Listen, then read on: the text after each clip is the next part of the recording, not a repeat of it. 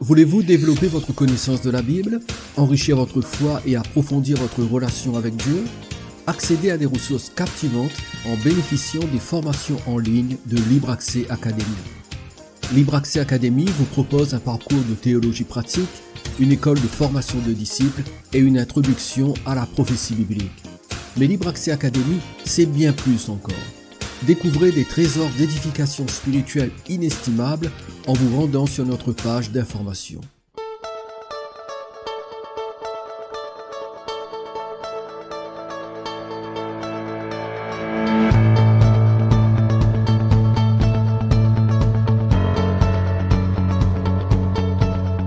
J'ai toujours cru, comme la plupart des chrétiens, et j'ai enseigné, comme la majorité des prédicateurs, que ni Enoch ni Élie ne sont morts, mais qu'ils ont tous les deux été enlevés et sont actuellement vivants dans le ciel.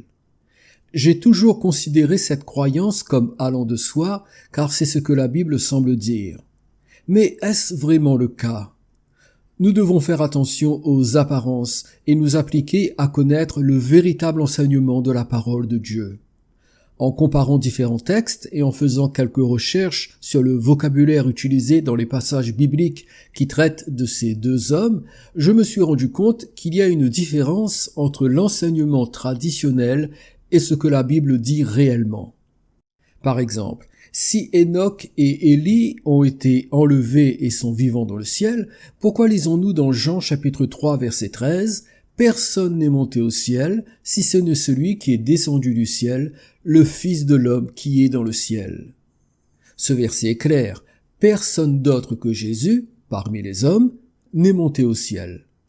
Si cela était vrai au moment de l'incarnation du Fils de Dieu, ça l'était davantage à l'époque d'Enoch et d'Élie, qui ont vécu bien longtemps avant le Christ. Si personne n'est monté au ciel avant Jésus, comment ces deux illustres personnages peuvent-ils être vivants au ciel? Étant donné qu'il n'y a aucune contradiction dans la parole de Dieu, il doit y avoir une explication logique, et c'est ce que je vous propose d'explorer. Nous allons tout d'abord examiner les deux principaux textes qui parlent d'Enoch. Le premier, c'est Genèse, chapitre 5, du verset 22 au verset 24. Enoch, après la naissance de Méthusélah, marcha avec Dieu 300 ans, et il engendra des fils et des filles. Tous les jours d'Enoch furent de 365 ans. Enoch marcha avec Dieu, puis il ne fut plus parce que Dieu le prit. Considérons l'expression « il ne fut plus » qui semble indiquer qu'Enoch a été enlevé. En réalité, cette expression est souvent utilisée dans l'Ancien Testament pour parler de la mort de quelqu'un. Par exemple, nous lisons dans Jérémie chapitre 31 verset 15 « Ainsi parle l'Éternel, on entend des cris à Rama, des lamentations, des larmes amères. Rachel pleure ses enfants, elle refuse d'être consolée sur ses enfants, car ils ne sont plus. » Étant donné que Matthieu chapitre 2 versets 16 à 18 applique l'accomplissement de cette prophétie à l'assassinat par le roi Hérode de tous les enfants âgés de 2 ans et au-dessous qui étaient à Bethléem et dans tout son territoire, il est évident qu'il s'agit bien de mort et non d'enlèvement. L'expression est utilisée de la même manière dans Job chapitre 7 verset 21. « Que ne pardonnes-tu mon péché et que n'oublies-tu mon iniquité? Car je vais me coucher dans la poussière, tu me chercheras et je ne serai plus. » Là encore, il est question de mort et non d'enlèvement. Le second texte au sujet d'Enoch, c'est Hébreux chapitre 11 verset 5. C'est par la foi qu'Enoch fut enlevé pour qu'il ne vît point la mort, et qu'il ne parut plus parce que Dieu l'avait enlevé, car avant son enlèvement, il avait reçu le témoignage qu'il était agréable à Dieu. Ce verset semble dire qu'Enoch n'est pas mort, mais qu'il a été enlevé vivant. Cependant, nous lisons au verset 13 du même chapitre, c'est dans la foi qu'ils sont tous morts sans avoir obtenu les choses promises. À qui l'expression « ils sont tous morts » fait-elle référence ici? Elle se réfère à tous les héros de la foi de l'Ancien Testament qui ont été cités dans les 12 premiers versets. La question est, pourquoi Enoch serait-il exclu de cette liste? Donc, voici ce que nous avons appris jusqu'à maintenant. Premièrement, selon Jean chapitre 3 verset 13, Enoch n'est certainement pas monté au ciel. Deuxièmement, l'expression « il ne fut plus » se rapporte à la mort et non à l'enlèvement. Troisièmement, selon Hébreux chapitre 11 verset 13, Enoch serait mort comme tous ceux qui l'ont précédé et suivi. Mais comme je l'ai dit en commençant, nous avons toujours entendu qu'Enoch a été enlevé vivant jusqu'au ciel, d'autant plus que Hébreux chapitre 11 verset 5 déclare « Enoch fut enlevé pour qu'il ne vit point la mort ». Encore une fois, attention aux apparences. Examinons de plus près ce verset. Le mot grec qui traduit le verbe « voir » lorsqu'il est dit « pour qu'il ne vit point la mort », c'est « eido », qui exprime l'idée de voir avec les yeux ou de percevoir avec l'esprit. Le mot eido s'étend au-delà de la vue physique pour inclure la perception réelle et la compréhension mentale. Dans le Nouveau Testament, eido implique souvent une connaissance ou une prise de conscience plus profonde et intuitive. Il est parfois traduit par savoir ou connaître. Si nous devons prendre en considération la définition du verbe grec traduit par « pour qu'il ne vit point la mort », nous pouvons comprendre cette phrase comme signifiant qu'Enoch ne devait pas être conscient de sa propre mort. Donc, ce verset ne veut pas dire qu'Enoch n'est pas mort, mais seulement qu'il n'était pas conscient de sa mort au moment où elle s'est produite. Tout comme une personne qui meurt sous anesthésie au cours d'une opération n'est pas consciente de sa mort, de même, Enoch n'était pas conscient de sa propre mort au moment où celle-ci a eu lieu. Maintenant que nous savons qu'Enoch est certainement mort, nous sommes prêts à examiner chaque apparition du mot grec traduit par « enlever » dans Hébreux chapitre 11, verset 5. Il s'agit de « métatithémie » que l'on rencontre à 6 reprises dans le Nouveau Testament. Nous pouvons déterminer sa signification à partir de l'utilisation qu'en fait le Saint-Esprit. Regardons ces 6 apparitions. Tout d'abord, Actes chapitre 7, versets 15 et 16, Jacob descendit en Égypte, où il mourut, ainsi que nos pères, et ils furent transportés, métatithémie, à Sichem, et déposés dans le sépulcre qu'Abraham avait acheté à prix d'argent des fils des morts, pères de Sichem. Notons que ce sont des cadavres ou des dépouilles qui ont été transportés, et non des personnes vivantes.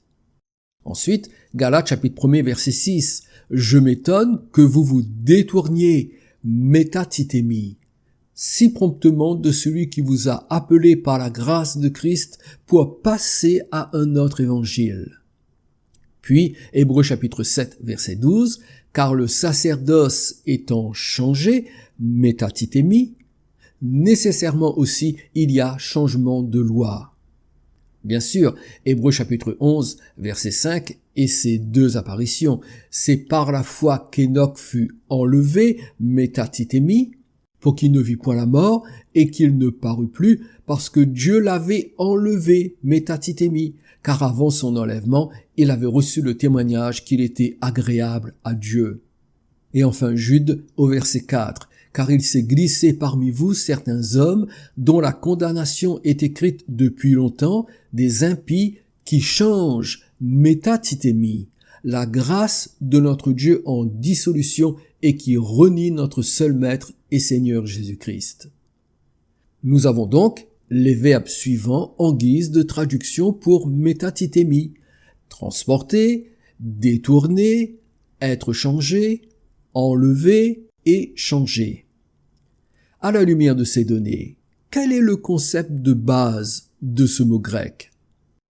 Je pense que l'on peut dire que le concept de base attaché au mot métatithémie, c'est celui de changement. Changement. En voici la preuve. Dans le passage des Actes, l'emplacement des corps a été changé. Dans celui de Galates, l'attitude des croyants envers Christ a changé. Dans Hébreux 7, le sacerdoce a été changé. Dans Hébreux 11, Enoch a été changé. Et dans Jude, des hommes impies ont changé la grâce de Dieu en dérèglement. La question que nous devons maintenant nous poser est la suivante. De quelle manière Enoch a-t-il été changé? Pour y répondre, passons en revue ce que nous avons appris d'Enoch. Premièrement, il est mort. Deuxièmement, il n'était pas conscient de sa mort. Troisièmement, il a été changé. Je crois que l'enlèvement d'Enoch consiste dans un passage inconscient de la vie à la mort. Il ressort du vocabulaire utilisé qu'Enoch n'a pas perçu sa propre mort parce que selon Genèse chapitre 5 verset 24, Dieu le prit de telle manière qu'il ne vit point la mort. Hébreux chapitre 11 verset 5. C'est-à-dire qu'il n'en a pas eu conscience. Cela correspond exactement à ce que dit la parole de Dieu à propos d'Enoch. Rien n'a été ajouté et rien n'a été retranché. Passons maintenant au second personnage, Élie. Le fameux prophète est lui aussi réputé pour avoir échappé à la mort par l'enlèvement. 2 Rois chapitre 2 verset 11 déclare « Comme il continuait à marcher en parlant, Élie et Élisée, voici un char de feu et des chevaux de feu les séparèrent l'un de l'autre, et Élie monta au ciel dans un tourbillon. » Vous noterez que la fin du verset précise « Élie monta au ciel dans un tourbillon ». Cela veut-il dire qu'Élie n'est pas mort, mais qu'il est allé directement au ciel? Si c'était le cas, cela contredirait Jean chapitre 3 verset 13. Personne n'est monté au ciel, si ce n'est celui qui est descendu du ciel, le Fils de l'homme qui est dans le ciel. Ceci dit, examinons ce passage de 2 Rois chapitre 2 verset 11 plus attentivement. Pour commencer, le terme hébreu traduit par ciel est shamayim, que l'on devrait traduire par cieux, car le mot est au pluriel. Or, s'il est au pluriel, cela signifie qu'il n'y a pas un seul ciel, mais plusieurs cieux. Une simple lecture de la Bible indique que le mot est utilisé pour désigner successivement le lieu où se situe le trône de Dieu, l'espace où se trouvent le soleil et la lune, et l'endroit où volent les oiseaux. La question à laquelle nous devons répondre est celle-ci. Dans lequel de ces trois cieux Élie fut-il emmené? Une chose est sûre, nous savons qu'il n'a pas été enlevé dans le ciel où se trouve le trône de Dieu, à cause de Jean chapitre 3 verset 13 que nous avons déjà cité. Je crois qu'en considérant 2 Chroniques chapitre 21 verset 12, nous aurons la réponse concernant le ciel où Élie a été enlevé. Dans ce verset, il est question du très mauvais roi Joram. Voici ce que nous lisons. « Il lui vint un écrit du prophète Élie, disant, « Ainsi parle l'Éternel, le Dieu de David ton père, parce que tu n'as pas marché dans les voies de Josaphat ton père et dans les voies d'Asa, roi de Juda. » Ce qui est frappant ici, c'est que le roi Joram a reçu une lettre du prophète Élie. Or, à cette époque, c'était Élisée qui était sur le devant de la scène prophétique, car Élie avait disparu depuis plusieurs années lorsqu'un char de feu et des chevaux de feu l'avaient enlevé. Cependant, alors qu'il n'était plus là, Élie écrivit une lettre au roi Joram pour lui annoncer le jugement de Dieu. Il est certain que ce n'est pas depuis le ciel où Dieu est assis sur son trône qu'Élie a écrit une lettre à Joram. Il n'y a qu'une seule réponse. Élie était quelque part sur terre, en dehors de toute vie publique, mais que sur ordre de Dieu, il a écrit une lettre à un autre individu vivant lui aussi sur terre. Nous pouvons penser qu'Élie a été emporté dans le ciel où volent les oiseaux, mais qu'il est ensuite revenu sur terre dans un endroit différent, caché loin de tous, et que c'est de cet emplacement sur terre qu'il a écrit au roi Joram. Ce scénario est très probable, car la Bible nous apprend qu'il arrivait à Élie d'être transporté d'un endroit à un autre par le Saint-Esprit. C'est le témoignage que rendit Abdias à son sujet dans 1 Roi chapitre 18 verset 12. Puis, lorsque je t'aurai quitté, l'Esprit de l'Éternel te transportera je ne sais où, et j'irai informer Akab qui ne te trouvera pas et qui me tuera. » Voilà la réputation d'Élie. Il pouvait être transporté par le Saint-Esprit et déposé dans un autre endroit sur terre. Donc, Élie a bien été enlevé, mais ce n'est pas pour vivre dans le ciel de Dieu. Après son enlèvement, il est revenu sur terre et a vécu quelque part éloigné de toute vie publique. Maintenant que le mystère de son enlèvement a été résolu, qu'en est-il de son état? Est-il mort ou encore vivant? Beaucoup suggèrent que parce qu'Élie était l'un de ceux qui ont été vus lors de la transfiguration de Jésus, il n'est pas mort. Matthieu chapitre 17, du verset 1 au verset 3 déclare « 6 jours après, Jésus prit avec lui Pierre, Jacques et Jean son frère, et il les conduisit à l'écart sur une haute montagne. Il fut transfiguré devant eux, son visage resplendit comme le soleil, et ses vêtements devinrent blancs comme la lumière. Et voici, Moïse et Élie leur apparurent, s'entretenant avec lui. » Le fait que Moïse et Élie parlaient avec le Seigneur sur le mont de la transfiguration, cela prouve-t-il que les deux hommes n'étaient pas morts, mais qu'ils étaient vivants au ciel? Je crois que le verset 9 nous donne la réponse à cette question. Comme ils descendaient de la montagne, Jésus leur donna cet ordre: ne parlez à personne de cette vision jusqu'à ce que le Fils de l'homme soit ressuscité des morts. Cela signifie que Pierre, Jacques et Jean n'ont pas vu les personnes de Moïse et d'Élie en chair et en os, mais ils ont eu une vision des deux hommes. Le mot grec traduit par vision est orama, qui est utilisé 12 fois dans le Nouveau Testament. En étudiant chacune de ces utilisations, nous voyons comment le Saint-Esprit avait prévu que nous comprenions ce mot.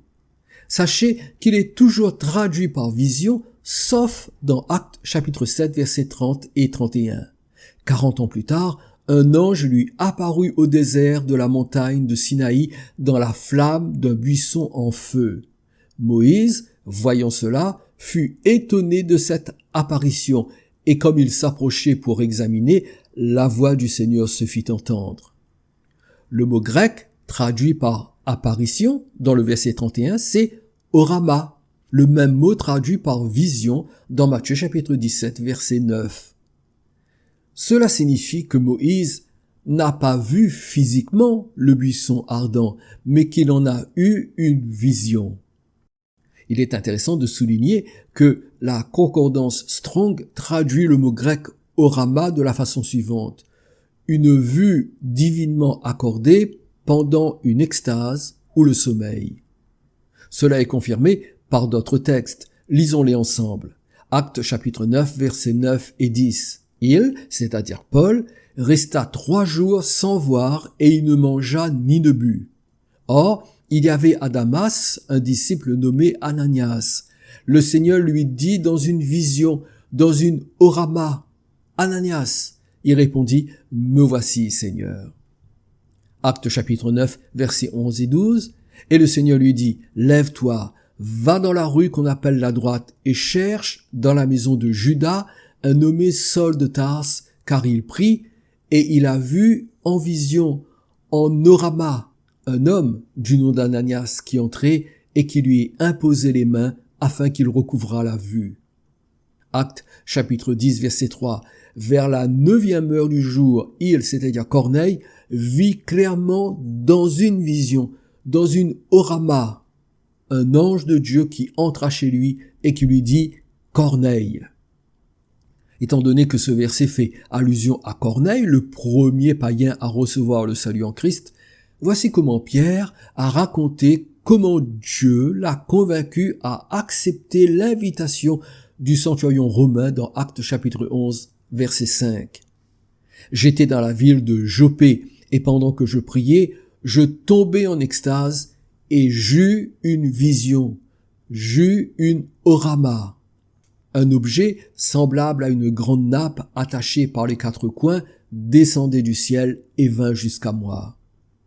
Actes chapitre 12, versets 8 et 9. Et l'ange lui dit, à Pierre qui était en prison, « Mets ta ceinture et tes sandales. » Et il fit ainsi.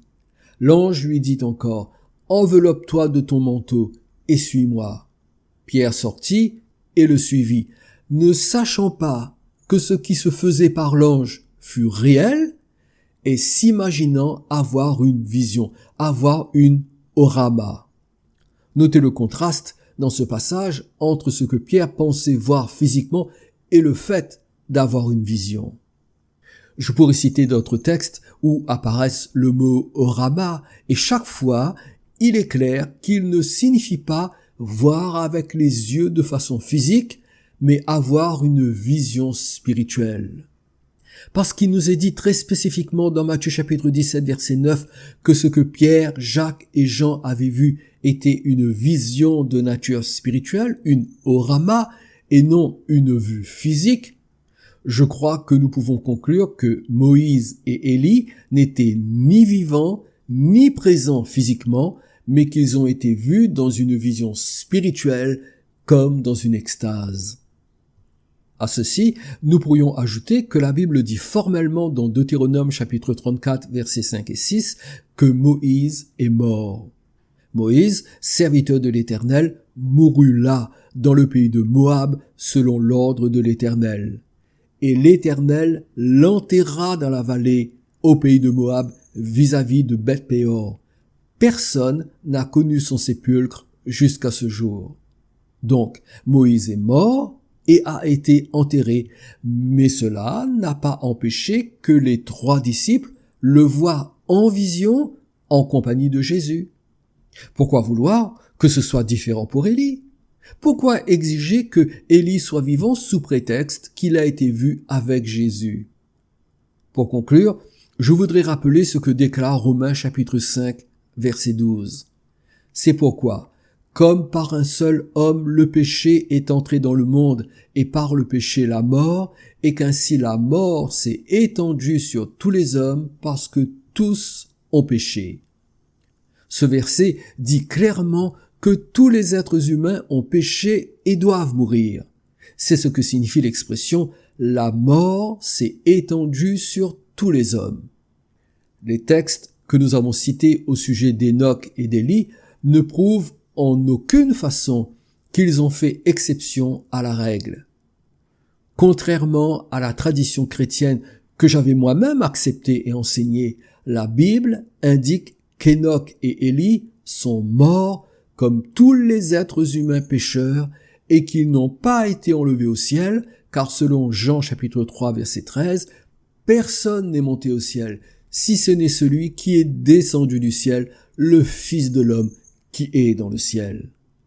Il n'y aura qu'une seule exception à cette règle générale de la mort de tout être humain, et c'est Paul qui en parle dans 1 Corinthiens chapitre 15, du verset 51 au verset 53.